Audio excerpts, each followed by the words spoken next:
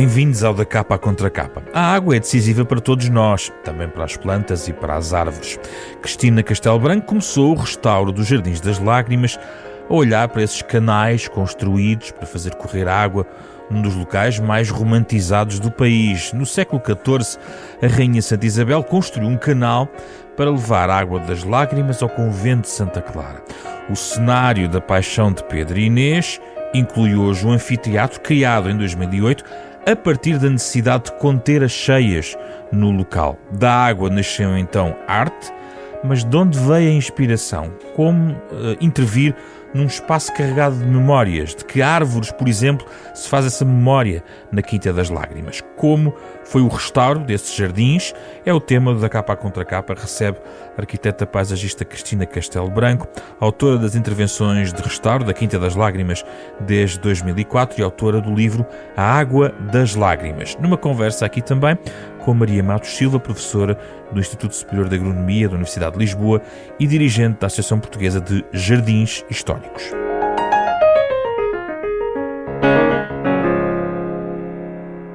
Obrigado por terem vindo aqui ao nosso estúdio. Cristina, a Quinta das Lágrimas que conhecemos, talvez nem todos conheçam o que lá está. Para quem nunca foi lá, o que é a Quinta das Lágrimas e deste ponto de vista, mais do que talvez a casa ou o hotel onde possam encontrar, que natureza, que jardim é que encontramos lá, ou que espaços temos lá? Ora bem, primeiro muito obrigado por este convite, que é ótimo podermos falar sobre um trabalho que desenvolvemos por um lado e por outro lado que se transformou neste pequeno livro, a convite da Fundação Francisco Manuel dos Santos, a quem muito agradeço. Queria dizer-lhe que aquele espaço é muito mágico. Quando a gente diz isto não está a dizer nada, mas podemos estar a dizer tudo. Ou seja, é um espaço que para ser descrito tem que ser sentido. Temos que entrar lá dentro com os 5 sentidos a funcionar e é imediata normalmente o encanto, porque foram anos, séculos de acumulação de pessoas que ali sentiram um bem-estar e que ali deixaram uma marca através de coisas funcionais como o Canal da Rainha, mas esse que falou, de 1326, Sim. Mas que depois foi... Imagino que foi este canal que serviu para o sítio dos amores do Pedro e Inês. Agora, o que é que havia lá antes da Rainha? Antes da Rainha havia os frades crúzios, que tinham aquelas nascentes todas e certamente as usavam para a agricultura, mas nós temos que saber que a Rainha era uma sábia, Rainha Santa e sábia. Ela tinha uma sabedoria grande de construção, visto que tinha acompanhado. Se nós pensarmos, o rei, no início, ofereceu-lhe 7 castelos e, portanto, ela acompanhou as obras, por exemplo, de Alcobaça, em que a quantidade de aquedutos é uma prática que vai permitindo aumentar o convento. Era, de facto, preciso canalizar as águas para aumentar as zonas de cultivo e, neste caso, para aumentar o número de pessoas dentro do convento de Santa Clara. Portanto, o que havia lá eram os crúzios, a usarem rega de uma forma normal. O que ela faz é muito mais arriscado, porque são 500 metros da Quinta das Lágrimas até ao convento.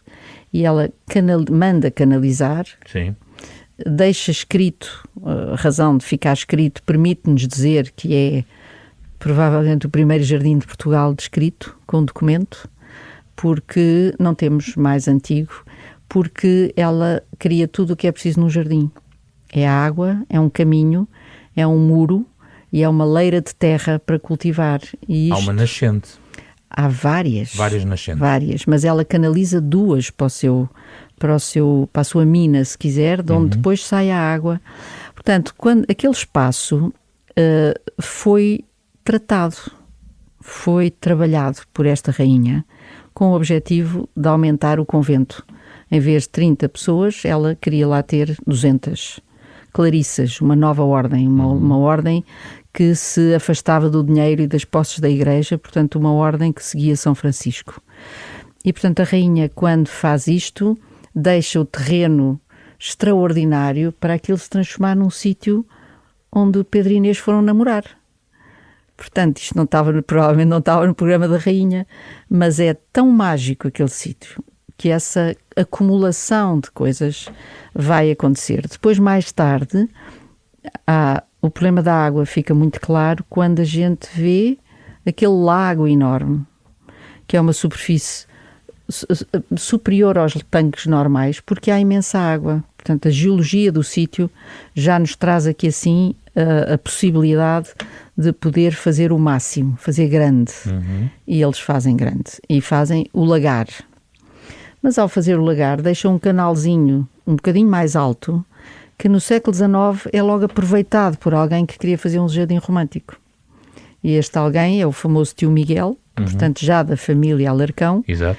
E portanto, porque isto não teve sempre na família Alarcão, isto entra aqui mais tarde, mas de qualquer forma... Miguel Osório. E portanto, ele faz um jardim e é aí que entram as árvores. A coleção de árvores. É só aí, nesse processo, as árvores... Já existiam, com certeza, já existiam, porque junto das nascentes há sempre essa tendência para poder haver mais espécies e por aí fora, mas não vamos falar nisso. O que importa aqui é que há uma intenção clara de colecionismo de árvores. As pessoas fazem coleções de árvores no século XIX. Se calhar era bom voltarmos a fazer coleções de árvores e ter mais cuidado com os jardins. Já vamos falar das árvores. E, portanto, essa sim. magia, se quiser, passa pela água, pela sombra das árvores e depois pelo uso que se foi dando ao jardim, a pouco e pouco. Nomeadamente as festas, os casamentos e depois o festival, com arte, com música, com teatro, com várias... E depois, evidentemente, as visitas que trazem os seus programas, cada um. Normalmente a quantidade de namorados é enorme, é mesmo um sítio onde se leva a namorada e onde as pessoas provavelmente se sentem bem e portanto essa magia, essa descrição é difícil de ser feita e é o que eu tento fazer no livro. Certo, vamos falando sobre isso. Maria Matos Silva, estamos aqui a falar daquilo que é um jardim histórico. O que é um jardim histórico? Ora bem, essa definição pode ter, enfim, existe uma definição clássica, mas eu acho que o mais importante é remeter para aquilo que ele significa, que no fundo é um acumular de uma memória coletiva. Nós podemos pôr uma data mais próxima ou menos próxima da atualidade, mas um jardim histórico representa isso e que muitas vezes nós não damos tanta atenção, não damos tanto valor e perdemos com isso, por não nos lembrarmos de, sejam fenómenos ecológicos, sejam fenómenos mais ligados a outras, à poesia ou a coisas mais ligadas à emoção e menos racionais, mas que fazem parte de uma cultura e é isso que nos permite, enquanto civilização, evoluir na história, quando não nos esquecemos dessa memória coletiva. Por exemplo, em relação às inundações, é um exemplo disso, não é? E no fundo é isto. Eu acho que também quero agradecer o convite, estar a comentar este livro, e este livro acho que tem uma originalidade muito grande, precisamente porque tenta combinar a ciência e a arte num discurso, e que é difícil. É difícil porque seria mais fácil, ou pelo menos mais comum, mais usual, nós descrevermos, mesmo na área disciplinar de arquitetura paisagista, no âmbito mais académico, nós descrevemos a Quinta das Lágrimas por factos, por lógica, não é? Por coisas objetivas, que aquilo tem um terreno que é cárcico, que existem as cheias do Mondego, enfim, que existe esta e esta espécie, a evolução das espécies ao longo do tempo, mas um jardim, de facto, e um jardim histórico, e portanto com todo esse peso que a história lhe dá, é muito mais do que só isto. Tem uma subjetividade, tem uma poesia que não se transmite só com... E é ou não normal uma preservação, apesar de tudo, continuada em 700 anos que estamos aqui a falar? Isso nem sempre acontece. Eu acho que isso está ligado muito também a um tema que está bastante em voga, que tem a ver com a ética do cuidado, mas ligada à ecologia e aos sistemas naturais.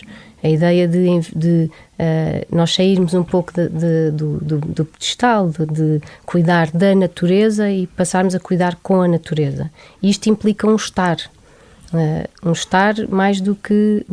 é um estar que é uma permanência, não é? Uma permanência cuidada, em que qualquer interveniente é importante e conta, sejam eles os intervenientes humanos, sejam eles não humanos. Mas temos muitos exemplos deste tipo de cuidado ao longo de tanto tempo em Portugal, ou não?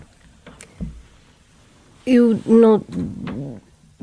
O que nos resta, o que nós temos hoje, são sinais de que sim, que o que chegou com esse cuidado, em épocas mais ou menos, mas chegou com esse cuidado. No fundo é preservar estas relações, porque a ecologia é uma ciência fundamentalmente relacional, que relaciona os seres vivos com o seu ambiente. E ao ligar a ecologia às relações também humanas e promovermos todo este intercuidado, chega aos dias de hoje um acumulado de sabedoria que nos é muito útil, até para projetar o futuro, não é? Cristina, como é que foi feito como é que foram estes séculos de cuidado deste espaço? Houve influências, houve contactos com o exterior, houve influências externas?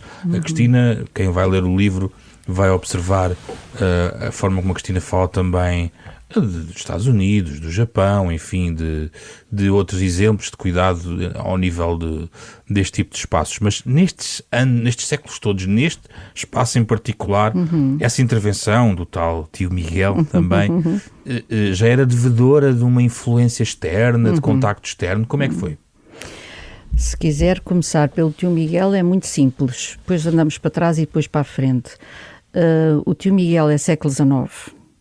Nesta altura, na Europa, é talvez a altura mais magnífica dos jardins. Quem tinha dinheiro, cultura e algum poder, ou herdava ou comprava uma quinta e transformava.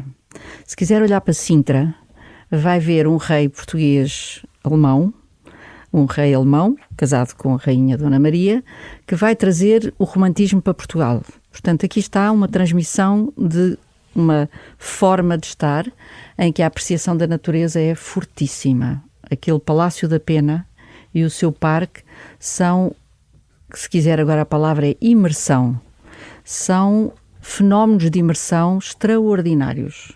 Eu costumava levar os miúdos pequeninos para lá, meus filhos, para poderem gozar e imaginar a presença do Harry Potter ali. O Harry Potter estava em todo o lado, no seu mistério, por todo o lado, a lagosta, os vários mistérios e os jogos, tudo, porque está lá tudo.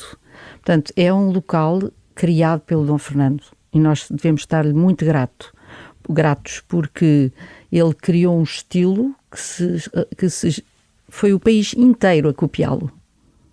Toda a gente copiou Dom Fernando. Estamos em 1842, quando ele começa, e Sintra é toda feita de chalés, de coisas neo-manuelino, a Regaleira, neo-piemontesa, Vila Sassetti, tudo. São chalés atrás de chalés. E todos eles fizeram a mesma coisa. Uma coleção de árvores. E a coleção é assumidamente exótica. Vamos experimentar o que dá o clima em Portugal. E como estamos, isto provavelmente já num clima subtropical, há imensa coisa que se dá. Tanto dá a flora temperada, portanto, as árvores da Europa do Norte, como as zonas da África. Mas Sintra, geograficamente, estava mais próxima da elite, digamos assim. Estava aqui ao lado de Lisboa. Exatamente. E Coimbra já não... Quer dizer, você está-se a esquecer da elite da universidade. Também, claro. Que é muito importante. Há um momento em que, quando se faz aquele lago grande, é um lente da universidade que é o dono da quinta.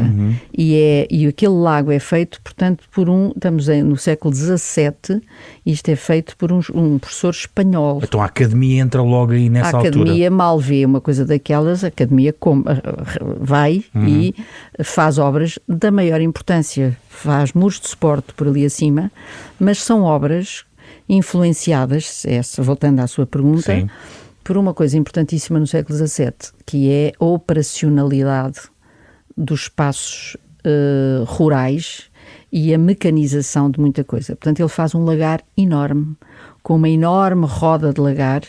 Portanto, é energia hidráulica a fazer funcionar os lagares que fizeram riqueza. É preciso ver que fizeram riqueza. para que é que serviam aqueles andares todos e aquela quantidade de coisas que descobrimos a meio do caminho do nosso restauro, que são muros e muros de suporte de pedra solta, por ali acima, a conter o terreno em terraços. Oliveiras. E, portanto, fazia-se ali azeite. E faziam eles como fazia todas as outras propriedades ali à volta, porque com aquela quantidade de água, portanto, aqui tem uma influência que vai marcar depois o jardim do tio Miguel, o jardim do século XIX, porque ele vai agarrar nesta armação do terreno e fazer correr por ali adentro um jardim pitoresco, que é um jardim em que encontramos pictures. E o Essa chama-lhe, o Ramalho Ortigão chama-lhe, faz um livro chamado A Sintra Pintoresca, porque aquilo que se vê é desenhado, os caminhos são desenhados para as pessoas pararem ali, normalmente até há um banco, e o que se pode fazer ali e perceber ali é uma pintura de um cenário fantástico, de uma vista, que em Sintra são milhares, não é? De possibilidades. E em Coimbra? Ora, em Coimbra também há, porque Coimbra tem um monte, o seu monte, a sua acrópole, se quiser, onde está a universidade, depois tem o Mondego em baixo e depois do outro lado volta a ter Santa Clara. E, portanto, Santa Clara está sempre capaz de ver os ângulos de onde aparece e o desenho deste jardim é feito com grandes cedros que a certa altura enquadram a vista como se fossem a moldura de um quadro. Portanto, influências imensas. A Europa influenciou o tio Miguel.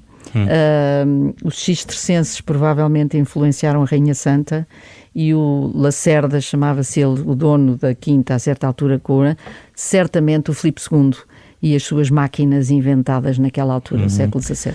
Maria, aqui há uma tensão na gestão destes territórios em relação à água. A água como aliada / adversária, um obstáculo, mas algo que é incorporado na solução, não é?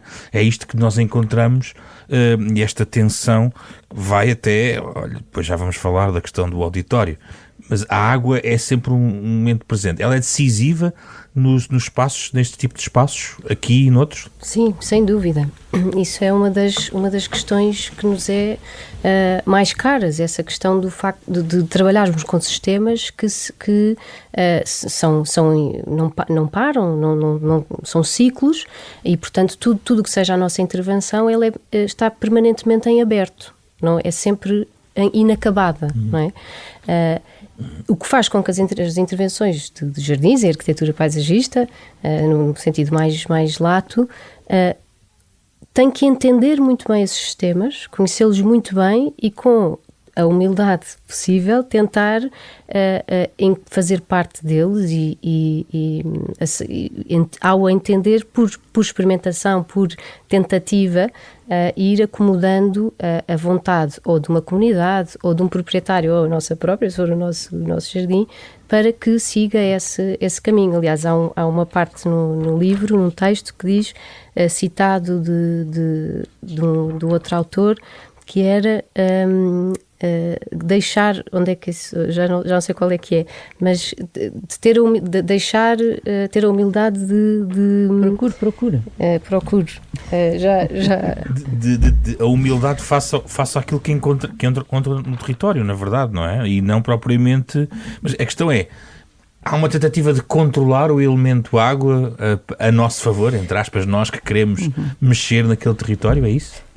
Sim, nós já tentámos isso. O que é mais interessante, há essa tentativa de ao longo da história, ou seja, o modo como nós temos lidado especificamente com a água, porque é uma maneira muito visível e muito óbvia de o entender, ela é reveladora do nosso momento na história, até do modo como nós lidamos com esse sistema natural, nomeadamente com a água. Podemos contar esta proximidade ou distanciamento do sistema natural precisamente do modo como diferentes comunidades lidam com a água. E temos vindo a mudar essa intimidade com a água. Agora, o que sabemos é isso, é que lutar contra este tipo de sistemas e este tipo de relações que no fundo são o que do qual fazemos parte, não é?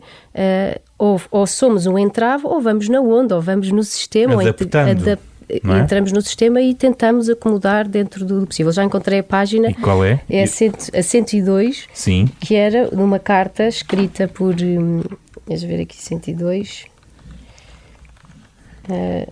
Enquanto a Maria procura, só Sim. dizer-lhe uma coisa. Há Sim. um livro extraordinário chamado Design with Nature. E isto diz tudo. Nós, arquitetos paisagistas, temos que fazer design with nature. Os nossos materiais de trabalho é nature, e entre ela a água. Se soubermos trabalhar a água, e a Rainha soube, e o tio Miguel soube, e o Lacerda e por aí fora, conseguimos que ela esteja connosco.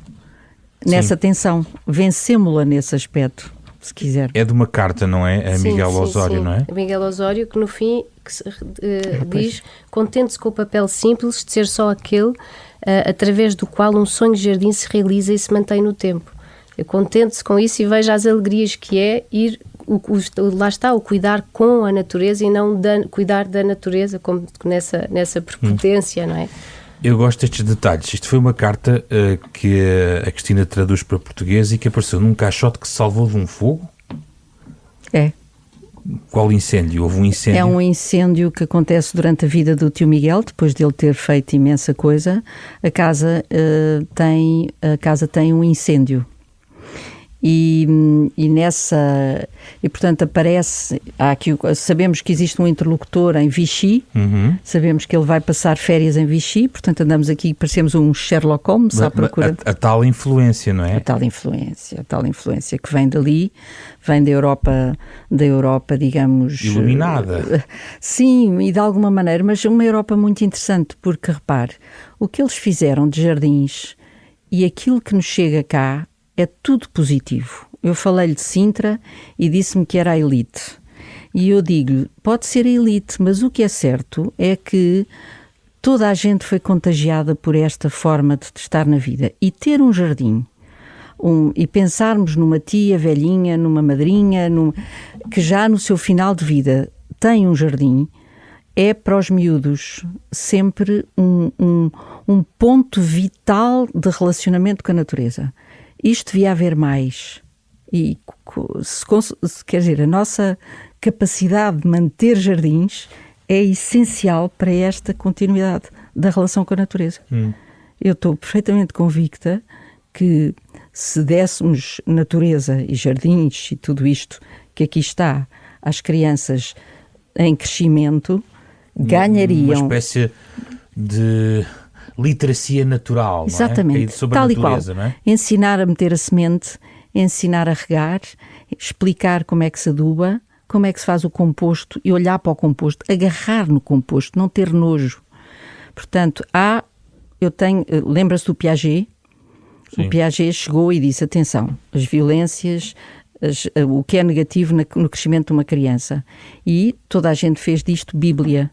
Portanto, aquilo que se fazia às crianças há 80 anos está absolutamente fora de questão neste momento, na forma como são educadas. Há aqui um Piaget que nos está a faltar, que devia vir dizer assim: se puserem uma criança a crescer dentro da natureza, destes jardins, porque é a coisa mais fácil, são estes jardins. Daí a importância vital dos jardins históricos que estão na nossa vida, que podem estar na nossa vida, é realmente... criar o que vocês chamam a literacia com a natureza. Sim. E, portanto, isto é quase um apelo. Não estraguem os jardins, não cortem nenhum jardim, nem lhe ponham nenhum centro comercial, nem nenhuma autoestrada em cima, porque ele corresponde a um longo percurso cultural de passagem e transmissão deste conhecimento de design with nature, be with nature. Estar com a natureza, desenhar com a natureza.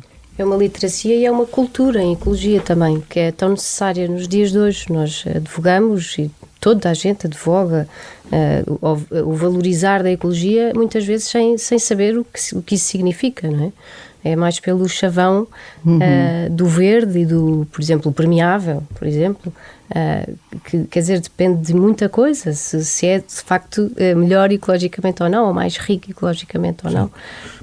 Mas há aqui também esta lição de convivência com a água, que é uma coisa que fora destes territórios jardins históricos nós temos no nosso território, sempre a dificuldade.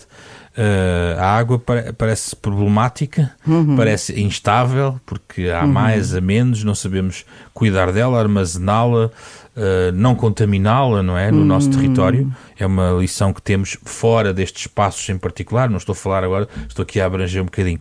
Mas lembro-me que aqui na leitura também há um caso que a Cristina conta, que é a forma como financiaram uma determinada intervenção onde convenceram a embaixadora da Noruega da importância da água, não era? Ela não percebia. É extraordinário. Extraordinário. É?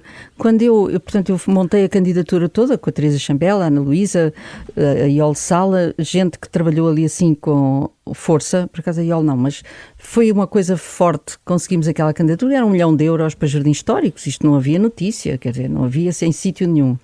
E ela não era para jardins históricos, nós é que virámos, dissemos, olha, quando a cultura se cruza com a natureza, temos jardins históricos. Logo, se a senhora está a dar dinheiro para a natureza e a cultura, não quer cruzar. E ela disse, está bem, e o que é que vamos fazer? Então a coisa mais importante de todas é os sistemas de água. Está tudo péssimo, os tanques todos a deitar água, as minas todas a perderem-se. Precisamos de dinheiro para os jardins históricos. E depois, a partir daí, o que é que acontece? A partir daí, temos superfícies de água onde vêm os pássaros, temos capacidade de rega, onde aumentamos a zona verde, onde aumentamos, se quiserem, o sequestro do carbono, quase que eu dizia. Sim. E ela dizia, mas para que é que são tantos tanques? Não consigo perceber. Ela via um monte, cada vez que a gente lhe chegava com o jardim, ela olhava, para que são tantos tanques? Eu disse que nós temos que regar 6 meses por ano. 6 meses? Sim, olha, começamos em maio, acabamos em outubro. E, portanto, e ela ficou encantada com a ideia. Ela veio à Quinta das Lágrimas, veio à Quinta de Juste, foi a imensos sítios verificar. Fizemos 12 jardins, restaurámos 12 jardins na Associação de Jardins Históricos. Sim, eu queria que falámos sobre isso. E isso tem a ver, só para explicar aos ouvintes, isto tem a ver com a Noruega, porque eles têm um programa de financiamento em várias áreas, chamado EA Grants, não é? Que permite o financiamento, aliás, tem financiado muitos projetos em Portugal, também na área ambiental e sobretudo na área ambiental, onde há um fundo, no fundo soberano, não é? Que é gerido e que ajuda Portugal em múltiplos projetos. E foi a candidatura que apresentou, foi aos EA Grants, não é? Eles tinham ambiente. Mas tinham lá uma linhazinha que dizia cultura. E eu disse, não quer cruzar as duas coisas.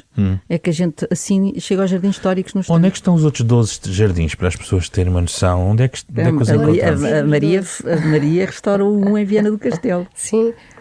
Estão por Portugal inteiro, não é? Estão por Portugal inteiro. Agora dizer os 12. Quinta da Boa Viagem.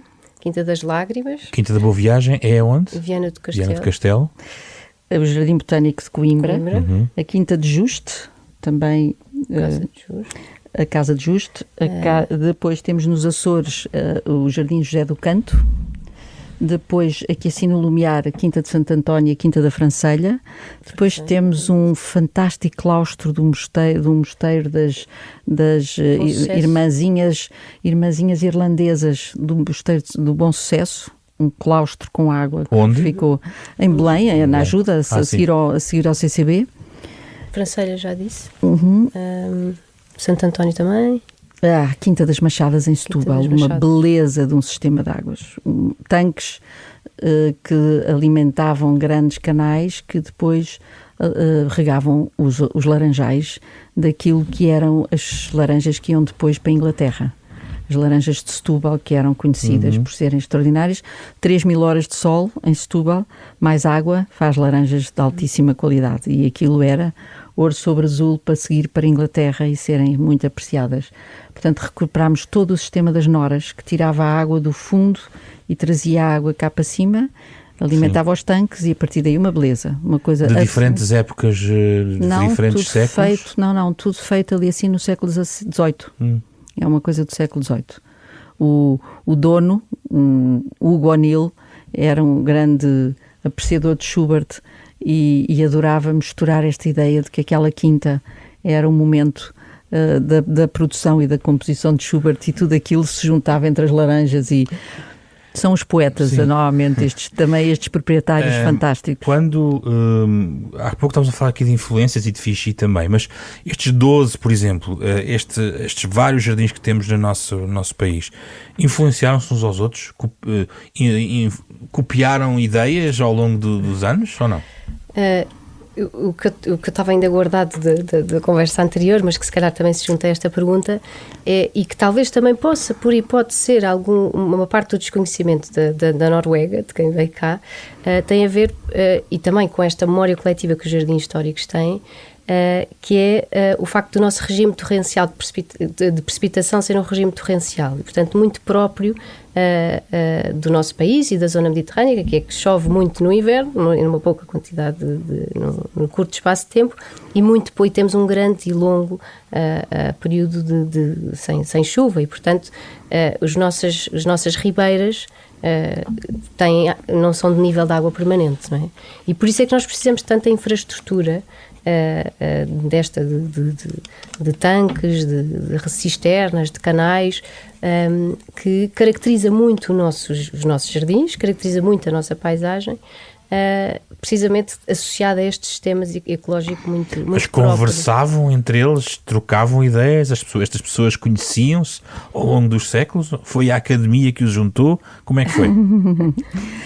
No caso de Coimbra, aqui as Lágrimas, é muito simples encontrar a ligação entre o Jardim Botânico de Coimbra e a Quinta das Lágrimas. As pessoas falavam, trocavam sementes, e as árvores que temos nas Lágrimas, nomeadamente aquela ficus que foi agora premiada, existe também no Jardim Botânico, a canforeira existe também, as sequoias existem também, portanto as plantas exóticas, os cromos, vá lá, aquilo era como trocar de cromos, eles faziam isso e tinham um grande gosto em trazer as pessoas que conheciam a ver o seu jardim, visitar o seu jardim, era uma coisa que fazia parte, e portanto quando visitavam, tiravam ideias, não é? Nós fizemos um congresso inteiro sobre essa matéria.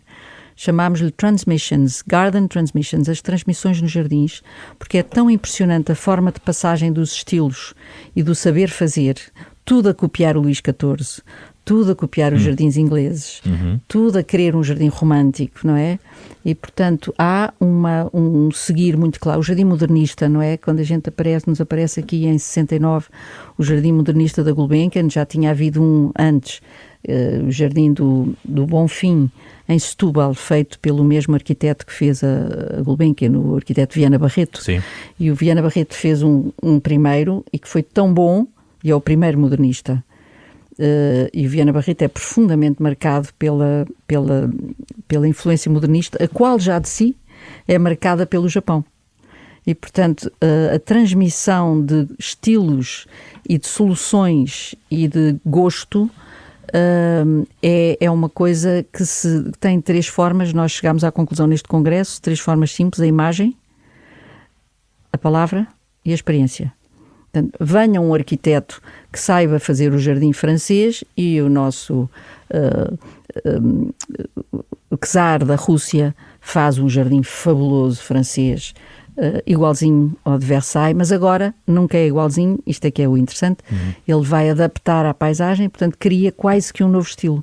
E nós também cá fazemos isso. E nós fizemos a mesma coisa, exatamente. Nós, porque no nosso caso, o nosso jardim romântico é subtropical. Portanto, o caso mais claro ali nas Lágrimas são os bambus. Os bambus trazem um efeito tropical que lá em cima no norte da Europa ninguém consegue, porque eles conseguem sobreviver aqui às nossas temperaturas. Assim, uma ideia de um catálogo, de uma coleção de espécies exóticas que são colocadas ali? Esta é a ideia? Não é um catálogo, mas é uma coisa que vai a pouco e pouco, experiência atrás de experiência, colocada. Quando eu disse isto, ficus, a canforeira, são de facto plantas que são umas da Austrália, outras de Indochina, por aí fora, da Ásia, e vão sendo experimentadas. Num território específico. Exato, mas repare, o que é que fez o Dom Fernando quando chegou a Lisboa? Estava a pensar mais no Wellington, mas gostava que falasse um bocadinho do Wellington. Eu já lhe falo do Wellington, mas mais interessante do ponto de vista da botânica, para responder à sua pergunta, Sim. é o nosso Dom Fernando, que quando chega com 20 anos, que é absolutamente inacreditável, compra 300 hectares em Sintra para fazer o Parque da Pena. E em vez de viver para ajuda, disse, não, queremos viver é ali no Paláciozinho das Necessidades, que é mais simpático e sobretudo tem um jardim. E transforma o jardim da Quinta Real no Jardim das Necessidades, o primeiro jardim paisagista português. Portanto, é a primeira vez que isto acontece. Acabaram-se os eixos, agora passamos a ter coisas a meandrar. Vamos pôr lagos, vamos fazer... E isto é totalmente copiado para o Jardim da Estrela. Portanto, esse problema da transmissão e da cópia tem toda a razão, é total. Que é uma coisa que se passa. O que é que ele faz? E encontramos as listas de compras deles e fizemos um livro, já há 20 anos, sobre o que era a coleção do rei. O rei experimenta tudo o que pode e não pode. Vem árvores, manda vir e traz um especialista em aclimatação, que é o Bonnard, que tinha como grande capacidade fazer a aclimatação, e é isso que lhe importa, é experimentar as plantas subtropicais em Lisboa.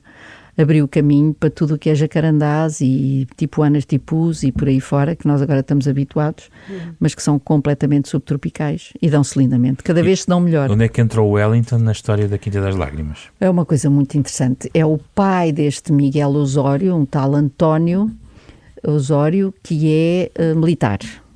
E quando os ingleses chegam a Coimbra, é posto como ajudante de campo do Wellington. E, portanto, haverá um momento, depois da guerra, depois de terem vencido, certamente, em que o Wellington é chamado a vir à Quinta das Lágrimas, não é? Portanto, vai à Quinta, na altura ainda muito menos cómoda, se quiser, porque o tio Miguel aumentou-a, e vai à Quinta e terá percebido o potencial que aquilo tinha para um jardim. E é ele que diz que deviam ter aqui.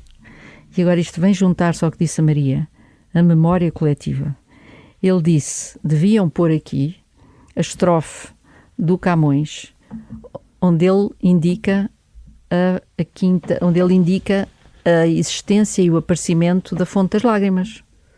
Não é? A Fonte das Lágrimas tem uma estrofe. Portanto, o que é que eles fazem em Inglaterra? Põem por cima de qualquer arco a estrofe que corresponde a uma intenção. E os jardins ingleses deste período são como se estivéssemos a ler um livro.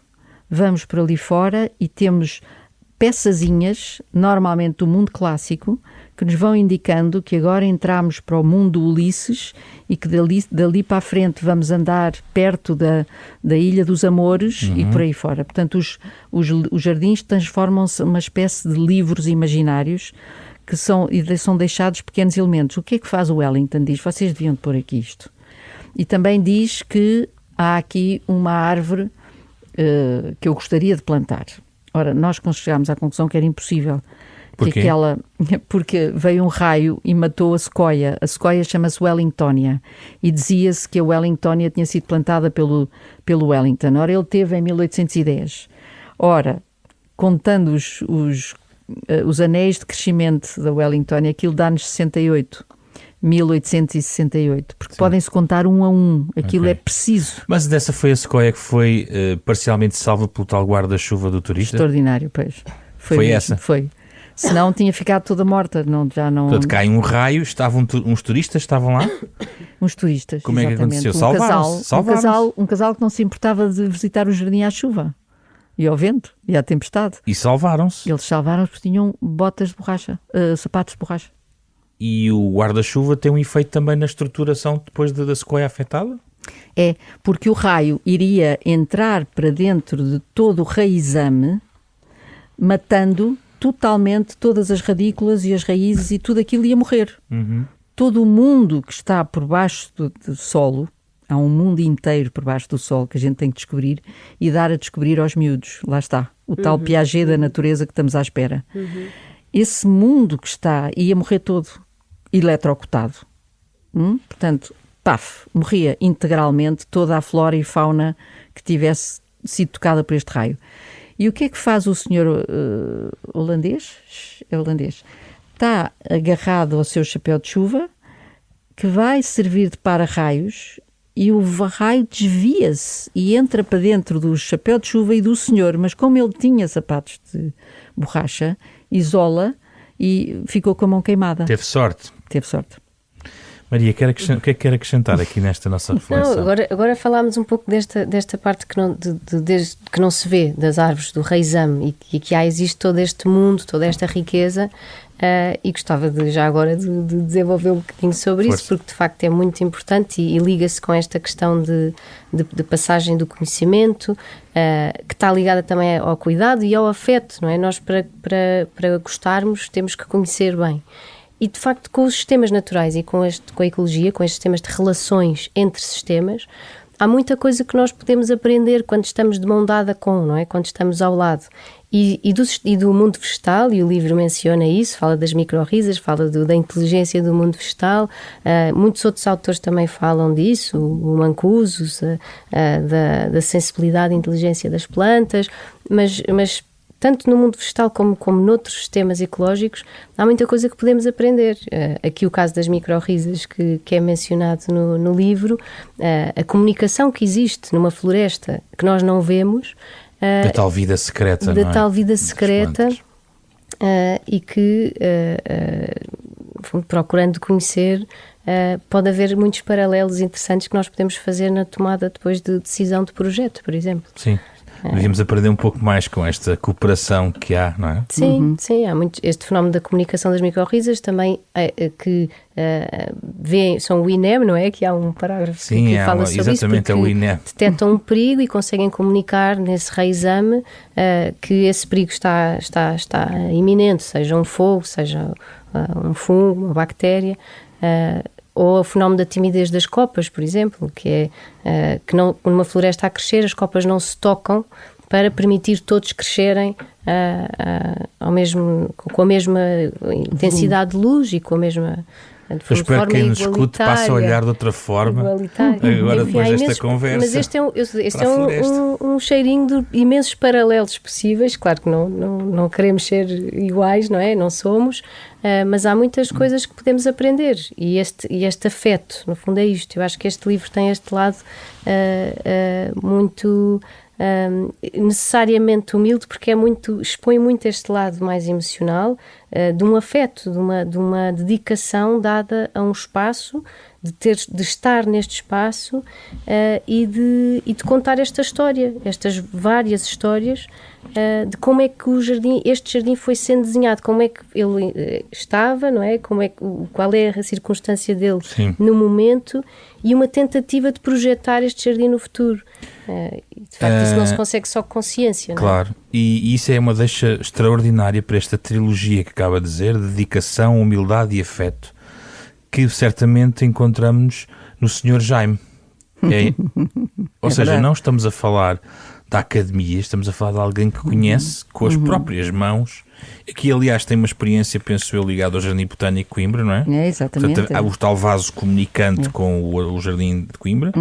Mas estas pessoas, como o Sr. Jaime, fazem parte da outra estrutura humana essencial à manutenção destes jardins. É isto? É uma coisa que eu digo aí assim, o Sr. Jaime, e fico a chorar-me de todos os seus Jaimes que eu conheci na Câmara de Lisboa e que desapareceram e não foram substituídos. São jardineiros mora, digamos. Não, chama-se mesmo jardineiro-chefe. Chefe. O chefe jardineiro. Nós tínhamos o Sr. Guilhas, nós tínhamos gente extraordinária que tinha isso, a dedicação, a sabedoria, e se quisessem, estavam interessados que houvesse a transmissão aos novos. Não era sempre. Eles de vez em quando eram muito ciosos do seu saber. Mas o que é importante é que havia uma dedicação e um exemplo para os outros. Neste momento estamos sem jardineiros. Estamos com um número de jardineiros que eu nem lhe vou dizer. Onde? Acho que aqui na Câmara de Lisboa. Entraram uma data deles agora, com um esforço enorme, que estão a fazer os chefes Agora, há uma necessidade de 5 vezes mais para conseguirmos que os jardins de Lisboa tenham os seus jardineiros, que lhes são próprios. Repare, o Sr. Jaime está dedicado à Quinta das Lágrimas, como o jardim que ele talvez mais gosta, mas ele trata de 10 jardins ou mais, mas aquele é especial, e ele ali viu e plantou comigo mais de 400 árvores. Fomos conquistando aquela mata que estava por... O Sr. Jaime é jardineiro de profissão e é um jardineiro e lá está, com a tal humildade de dizer, não, a gente não pode agora mexer nesta planta porque ela está em flor. Está em flor, não mexe. Temos que ser humildes. Nós bem gostávamos. E conhecimento. Pois, claro, é isso. E a dedicação, o conhecimento, é tudo isso que estava a dizer. O que acontece é que é preciso formar jardineiros. Isto é um apelo. Aqui, este livrinho tem aqui tudo que se pode transformar em apelos políticos, claros. Tem aqui a necessidade obrigatória de termos jardineiros e que eles constituam uma massa, um INEM, uma massa de gente que consegue responder, mas que sabe. Não podemos ter jardineiros que não sabem, que só sabem meter a motosserra e cortar. Não pode ser assim. Eles têm que ter... Uma escola? É obrigatório uma escola de jardinagem. Neste momento estamos a fazer uma pequena experiência com o Jardim Botânico da Ajuda, uma coisa pequenina que estamos a fazer com uma junta de freguesia, porque é absolutamente essencial que eles saibam e que a jardinagem não seja o último nível da função pública. Não pode ser. Têm que saber que existem micorrizas, têm que saber como é que funciona o solo, a água, a radiação, a sombra, o composto, os animais, os micróbios, tudo. E a capacidade das autarquias de os manterem e tentar... E a capacidade da sociedade de os considerarem. Valorizarem e pagarem. Para ser jardineiro, neste momento em Paris, em qualquer jardim, vamos falar do Jardim do Luxemburgo, tem que se ter uma licenciatura de 3 anos, pelo menos. E o valor, o que eles ganham neste momento, fui lá saber, agora há pouco tempo fizemos um estudo sobre isso, 2.500 euros. Portanto, nós estamos neste momento a deixar desaparecer os nossos jardins por falta de... É como se tivéssemos fantásticos compositores de música e depois não temos os intérpretes, não temos os violinistas, percebe? Portanto, não conseguimos pôr os jardins a funcionar. E isto é um problema, como eu estava aqui a dizer, é um problema de vontade política. Eu gostava de ouvir a Maria sobre isto. Eu acho que é tão mais urgente quanto nós vemos o problema bom, entre aspas, o problema bom de termos cada vez mais espaços verdes também nas nossas cidades. E vemos que eles estão a ser usados de maneiras muito diferentes. Por exemplo, ao ler eu decidi ler este livro no Jardim da Estrela. E aquilo como o Jardim da Estrela foi desenhado para um determinado tipo de uso, que não é de todo o uso que está a ser praticado agora. O uso que está a ser praticado agora não podemos dizer que é um mau uso, não, é muito uso, tem uma grande afluência, mas não deixa de ser um problema porque o jardim não está preparado para isso e de facto há uma urgência enorme de uma visão integrada e esta questão do jardineiro, do papel do jardineiro é basilar por tudo o que nós dissemos até agora, pela ligação, pelo cuidado, pela permanência, é preciso estar, não é? Diferente, que está muito ligado ao ser, não é? Aquela da permanência. Fechamos com a ideia do anfiteatro, das artes, transformando um problema, um obstáculo, a barragem de terra no inverno, a arte no verão, é uma forma criativa de resolver um obstáculo que ali aconteceu e trazer-lhe valor. Eu tenho que dizer primeiro que foi uma sorte enorme poder fazer aquilo. Portanto, convencer o cliente de que era preciso fazer aquilo, que era bom fazer aquilo, que se justificava. E depois ter a possibilidade de manusear, a palavra é esta, manusear aquele terreno e esculpir. Eu explico, se calhar não se consegue perceber, os ouvintes não vão perceber o que é que eu estou aqui a falar. Foi feito um anfiteatro que aparece como uma obra com as suas linhas de pedra, uma obra simples, ao ar livre e que serve para fazer um festival de música. Só que ele está localizado num sítio que era um enorme problema, porque a Quinta das Lágrimas tem uma zona plana e depois começa a subir com um declive muito acentuado.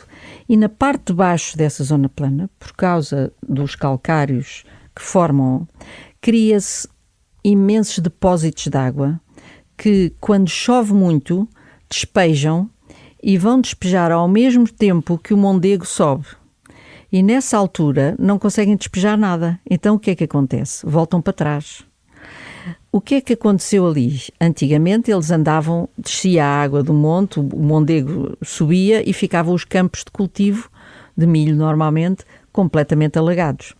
Pronto, e assim era, vivia-se com isto. Não havia tensão, a tal tensão que você diz assim vivia eu em Abrantes da mesma forma. Entrava ao Tejo, saía ao Tejo. Lisboa também, a Baixa de Lisboa, também quando sobe. Exatamente, pronto. Não há problema nenhum enquanto não há construções. Ora, fez-se ali assim um spa com subterrâneo, grandes cozinhas, subterrâneo e por cima um hotel. E isso funcionou como uma barragem para a água.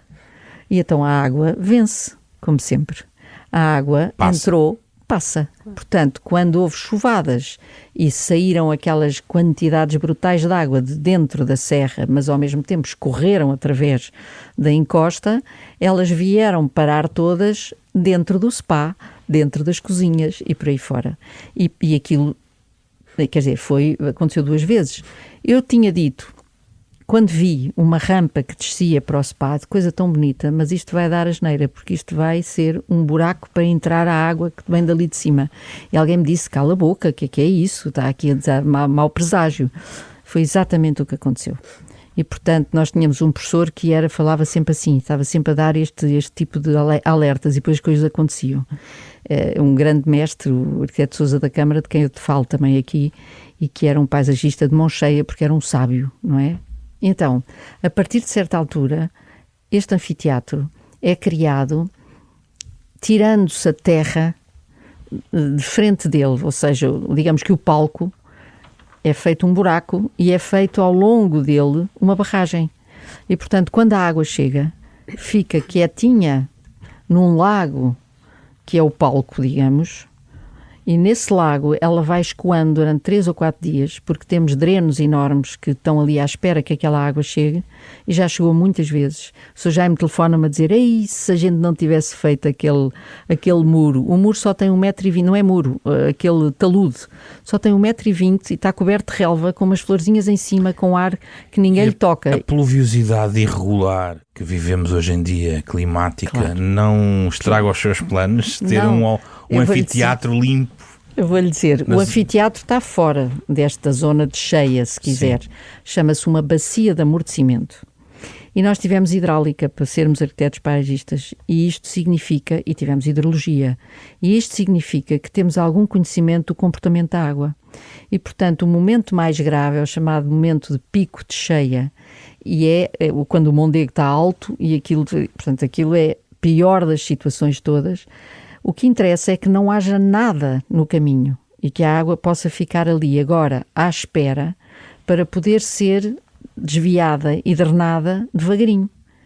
E com isto, aquela barragem de terra evita que a água entre para dentro do spa e portanto, isto dir-se-ia, está bem, mas então é uma barragem ou é um anfiteatro? É as duas coisas. Depende, mas a questão depois é se os calendários climáticos estão de acordo com aquilo que eventualmente podíamos pensar, a sazonalidade ser um inverno para um efeito e um verão para o outro, digamos assim. Exatamente. E é possível fazê-lo? É isso, foi isso que foi feito. Portanto, ou é cada vez mais desafiado pela instabilidade? Não, porque vou-lhe dizer, o que é preciso saber para uma barragem?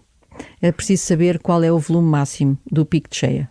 Por isso é que eu lhe estava a falar. Posso acrescentar que a instabilidade climática aqui no caso é que é mais extremado. Ou seja, se nós já temos um regime torrencial em que chove muito num curto espaço de tempo e temos um longo período de seca, o que está a acontecer com esta crise climática é que esses extremos ficam mais extremos. Não é que passa a haver um descontrole, o oposto, não, é que chove mais no inverno ainda. Portanto, há que acrescentar a esse caudal de ponta esta incerteza, mas que é para ser mais extremo, ou seja, o verão ser mais quente e mais seco e o inverno ser mais... É isso mesmo. E o que acontece é que eu não fiz os cálculos para a barragem, eu própria fui falar com quem mais sabe deste tipo de coisas e que fez a probabilidade dos 100 anos, de um pico de cheia de uma probabilidade de 100 anos. E todo o cálculo foi feito e chegou à conclusão que seriam 7.000 metros cúbicos de água, que iria ser um ponto mais alto. E, por enquanto, tem funcionado. Ainda não chegámos a Ainda esse não chegámos, se calhar, mas quando lá chegarmos, se calhar, a situação é gravíssima. Já não há tempo para festivais nem anfiteatros. Nessa altura vai tudo raso. Pronto, mas de temos facto, que ver.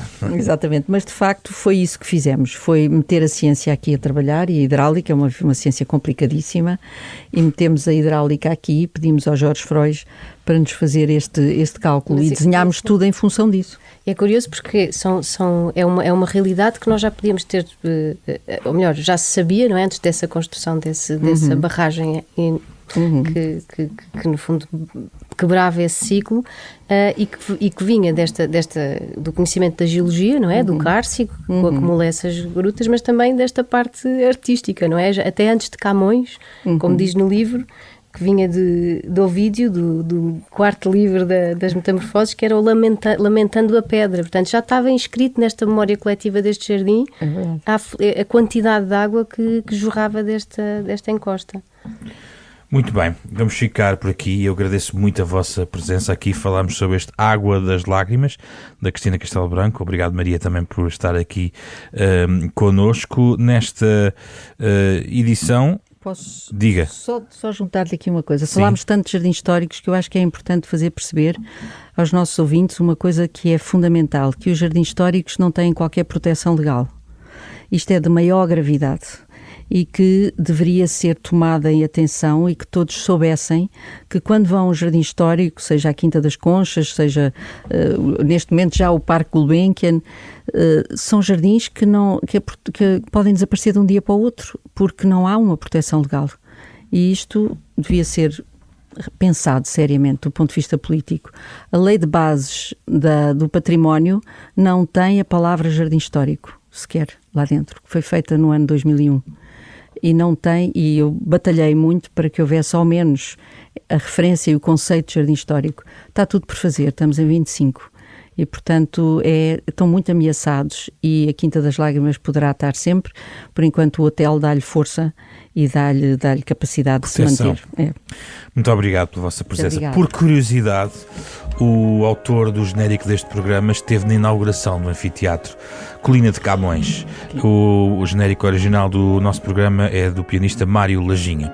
Esteve com Bernardo Sassetti em 2008 nessa inauguração desse anfiteatro que aqui falamos. O programa da Capa à Contra Capa é uma parceria da Renascença com a Fundação Francisco Manuel dos Santos.